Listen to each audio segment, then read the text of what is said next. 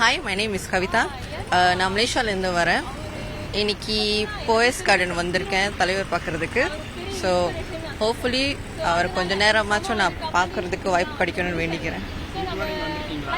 வந்திருக்கேன் வந்து அவரை மீட் பண்ணியிருக்கேன்.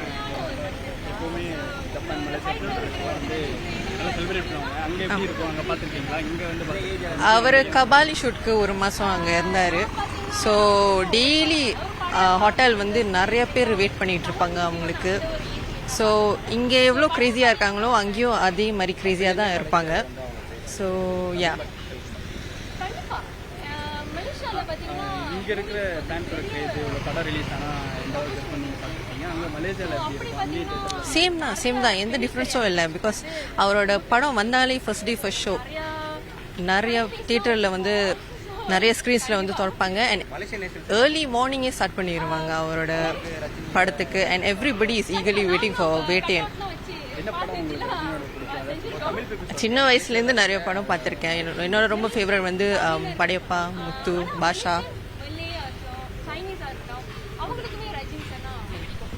ஹாய், வணக்கம். என் பேர் பவித்ரா. நான் பார்த்தீங்கன்னா மலேசியன். ஒரு 3 ஜெனரேஷனாக வந்து மலேசியன் தான். ஸோ இங்கே இன்னைக்கு பார்த்தீங்கன்னா கண்டிப்பாக வேட்டையனோட ஆடியோ லான்ச்சுக்காக வந்திருக்கேன். ஸோ அதனால் தலைவர் வீட்டு முன்னுக்கு நான் இவங்கள ஸ்பாட் பண்ணேன். ஸோ இது ஒரு வெரி எக்ஸைட்டடான ஒரு நியூஸ் தான். ஸோ நானுமே ரொம்ப எக்ஸைட்டடாக இருக்கேன் வேட்டையன் மூவிக்காக.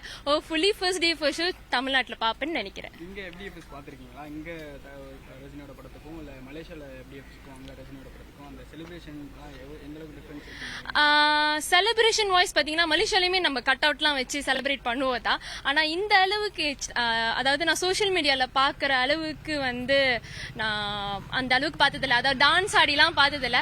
ஒன் டே சான்ஸ் கிடைச்சா கண்டிப்பாக ஃபர்ஸ்ட் டே ஃபர்ஸ்ட் ஷோ பார்க்கணும். அது எப்படி வைபாக இருக்குது, லைக் அந்த டான்ஸ் ஆடுறது, அந்த ஃபேனோட மூவ்மெண்ட், அந்த கத்தி பார்க்கறது, அதெல்லாம் கம்மி தான் மலேசியாவோட கம்பேர் பண்ணாக்கா. பட்